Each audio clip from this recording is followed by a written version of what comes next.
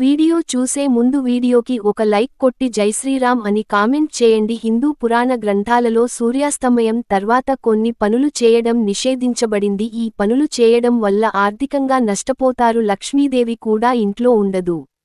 సాయంత్రం సమయంలో కొన్ని తప్పులు చేస్తే మాత్రం దరిద్రం పట్టుకుంటుంది. అయితే సాయంత్రం 5 దాటిన తర్వాత ఏ పనులు చేస్తే అదృష్టం, ఈ పనులు చేస్తే దరిద్రం వెంటాడుతుంది అనే విషయాల గురించి ఇప్పుడు మనం ఈ వీడియోలో చూద్దాం. వీడియో చూసే ముందు వీడియోకి ఒక లైక్ కొట్టి మా ఛానల్ని సబ్స్క్రైబ్ చేసుకోండి. లైక్ కొట్టడం మాత్రం అసలు మర్చిపోకండి. వీడియో చూస్తున్నారు కానీ లైక్ కొట్టడం లేదు. దయచేసి ఒక లైక్ కొట్టండి. ఆ ముక్కోటి దేవతల ఆశీర్వాదం మీపై ఉంటుంది. సూర్యుడు అస్తమించిన తర్వాత ఇంటిని శుభ్రం చేయడం లేదా ఇంటిని తుడవడం చేయకూడదు. ఇలా చేయడం వలన ఆర్థిక కష్టాలు వస్తాయని పండితులు చెబుతున్నారు. సాయంత్రం చీపురుతో శుభ్రం చేసే ఇంట్లో లక్ష్మీదేవి నివసించదు. కాబట్టి మీరు ఇంటిని శుభ్రం చేయాలి అనుకుంటే సూర్యుడు అస్తమించక ముందే ఇంటిని శుభ్రం చేసి చెత్తను బయటపడేయండి. సూర్యాస్తమయం తర్వాత ఇంటి ప్రధాన తలుపులు మూసి ఉంచవద్దు. హిందూ మత విశ్వాసం ప్రకారం లక్ష్మీదేవితో సహా ముక్కోటి దేవతలు సాయంత్రం వస్తారు. అటువంటి పరిస్థితిలో తలుపు మూసి ఉంచినట్లయితే బయట నుంచే తిరిగి వెళ్ళిపోతారు. కాబట్టి సూర్యాస్తమయం తర్వాత కొంతసేపు ఇంటి తలుపు తెరిచి ఉంచాలి. సాయంత్రం వేళ ఇంటి ప్రధాన ద్వారం వద్ద దీపం వెలిగించాలి. ఇలా చేస్తే ఇంట్లోకి దేవతలు అడుగుపెడతారు. ఇంట్లోకి దుష్టశక్తులు రాలేవు. సాయంత్రం సమయంలో చెట్టు నుండి ఆకులు పూలు తెంపకూడదు. ఇలా చేయడం వలన లక్ష్మీదేవికి కోపం రావచ్చు. ఇంట్లో దారిద్ర్యం నెలకొంటుంది. అలాగే జీవితంలో కష్టాలు ఎదురవుతాయి. ఇంట్లో లేదా గుడిలో సాయంత్రం పూట పూజ సమయంలో శంఖం ఉండడం గాని గంట మోగించడం గాని చేయరాదని శాస్త్రాలలో పేర్కొన్నడమైనది. సూర్యాస్తమయం తర్వాత దేవతలు విశ్రాంతి స్థితిలో ఉంటారు. అటువంటి సమయంలో వారిని మేల్కొలపడం సరికాదని నమ్ముతారు.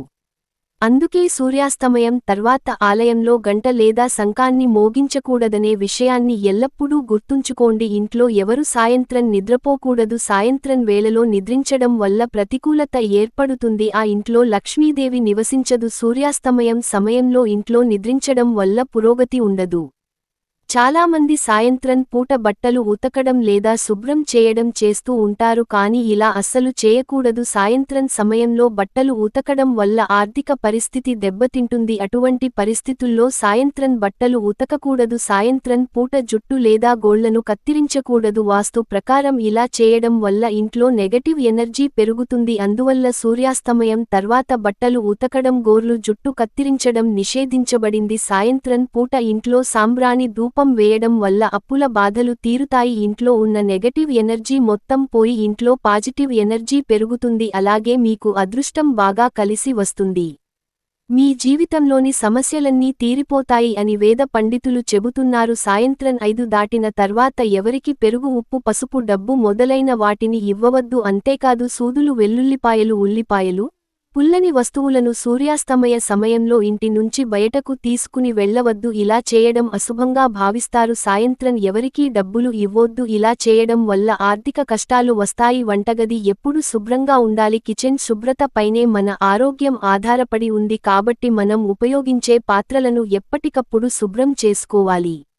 అయితే చాలామంది రాత్రి పూట లేట్గా అన్నం తినడం, వివిధ కారణాల వల్ల తిన్న ప్లేట్లు, గిన్నెలు క్లీన్ చేయకుండా ఉదయాన్నే చేసుకుందాములే అని పడుకుంటారు. కానీ అలా చేయొద్దని అంటున్నారు నిపుణులు. అపరిశుభ్రమైన గిన్నెలను కిచెన్లో ఉంచితే పేదరికం, అప్పుల పాలు కావాల్సి వస్తుందని పండితులు చెబుతున్నారు. లక్ష్మీదేవి కటాక్షం ఉంటే ఇంట్లో డబ్బుకు కొదవ ఉండదు. ఆర్థిక సమస్యలు కూడా రావు. అయితే చాలా మంది లక్ష్మీదేవి అనుగ్రహం కోసం ఎంతో ప్రయత్నిస్తుంటారు కానీ ఇంటి ప్రధాన ద్వారం చీకటిగా ఉన్న ఇంటికి లక్ష్మీదేవి రాదని జ్యోతిష్యులు చెబుతున్నారు. అందుకే ప్రతిరోజు సూర్యాస్తమయం తర్వాత ఇంటి ప్రధాన ద్వారం దగ్గర ఒక దీపాన్ని వెలిగించండి. లక్ష్మీదేవిని సంతృప్తి పరచాలంటే శుక్రవారం సాయంత్రం ఇంట్లో పూజ చేసి లక్ష్మీదేవి చిత్రపటానికి మల్లెపూలను సమర్పించండి. ఇలా చేయడం ద్వారా లక్ష్మీదేవి అనుగ్రహం పొందవచ్చు. ఫలితంగా డబ్బుకు మీ ఇంట్లో కొరతే ఉండదు. వైవాహిక జీవితంలో ఇబ్బందులు ఉంటే లక్ష్మీదేవికి గులాబీ పూలను సమర్పించాలి. ఫలితంగా వారి దాంపత్యం జీవితంలో గొడవలు లేకుండా ఉంటాయి. సాయంత్రం సమయంలో ఇల్లంతా కర్పూరం వెలిగించి ఆ పొగను ఇంట్లోని అన్ని గదులలో వ్యాపింపచేయాలి. దీనితో 2 లవంగాలు కూడా కలుపుకోవచ్చు. కర్పూరం పొగ ఇంట్లో ఉండే ప్రతికూల శక్తిని తొలగిస్తుంది. ఆర్థిక కష్టాలు తీరిపోతాయి. అలాగే ఇంట్లో సానుకూలత పెరిగి చేపట్టిన ప్రతి పనిలో విజయం సాధిస్తారు. ఇంట్లో సంపద పెరగాలంటే ఈ శక్తివంతమైన పరిహారం చేయండి. ఎక్కడైనా జమ్మి చెట్టు ఉంటే అక్కడ బియ్యం పిండితో ముగ్గు వేయాలి.